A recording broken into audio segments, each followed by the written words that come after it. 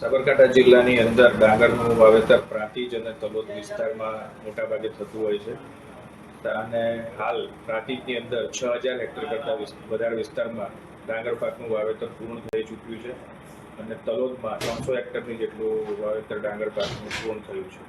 હાલ પાક પરિસ્થિતિ સારી છે, વરસાદ પણ સપ્રમાણસર પડ્યો છે અને ખેડૂતો પોતપોતાના ખેતી કાર્યોમાં જોડાયેલા છે. સાબરકાંઠા જિલ્લાની અંદર પ્રાંતિજ તાલુકામાં આ વખતે 18,000 હેક્ટરની આસપાસ વાવેતર થયેલ છે, પણ કુદરતી સંજોગોમાં આ વખતે વરસાદ ઓછો હોવાથી ડાંગરના પાકની અંદર નુકસાન જવાની આશંકા છે આ સાલ, કારણ કે વરસાદ ખૂબ ઓછો પડેલો છે, બોરનું પાણી એટલું પહોંચે નહીં.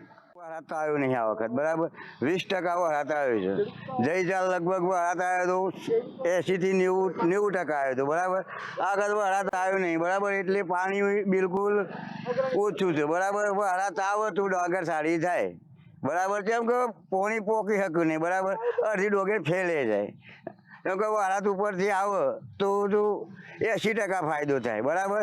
વરસાદ ના આવે તો 40% ફાયદો થાય, બીજું કોઈ નહીં.